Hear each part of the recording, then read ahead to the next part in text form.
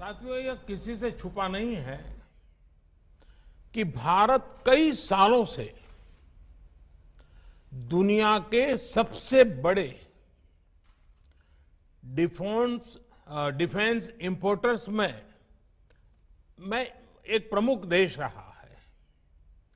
जब भारत आजाद हुआ था, उस समय रक्षा उत्पादन के लिए भारत में बहुत सामर्थ्य था। उस समय भारत में 100 साल से अधिक समय से स्थापित रक्षा उत्पादन का इकोसिस्टम था और भारत जैसा सामर्थ्य और पोटेंशियल बहुत कम देशों के पास था। लेकिन भारत का दुर्भाग्य रहा कि दशकों तक इस विषय पर उतना ध्यान नहीं दिया गया जितना देना चाहिए था।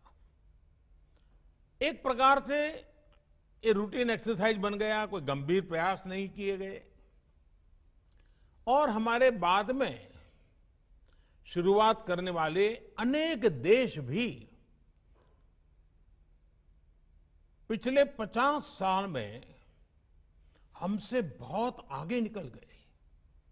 लेकिन अब स्थिति बदल रही है।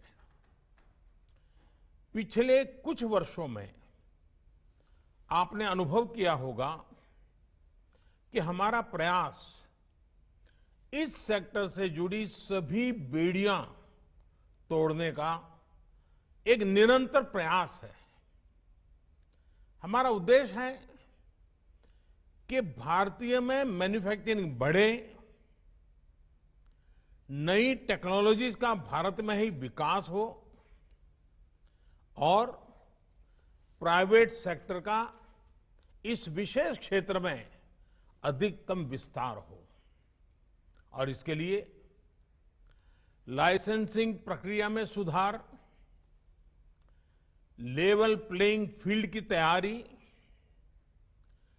एक्सपोर्ट की प्रक्रिया का सरलीकरण,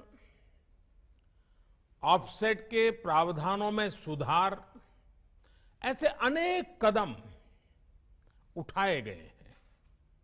साथियों, मेरा मानना है कि इन कदमों से भी अधिक महत्वपूर्ण है रक्षा क्षेत्र में देश में एक नई मानसिकता हम सब अनुभव कर रहे हैं।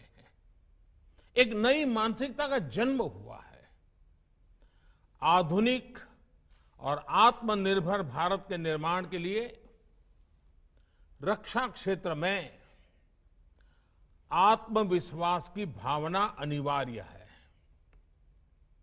बहुत लंबे समय से देश में चीफ ऑफ डिफेंस स्टाफ की नियुक्ति पर विचार किया जा रहा था, लेकिन निर्णय नहीं हो पा रहा था।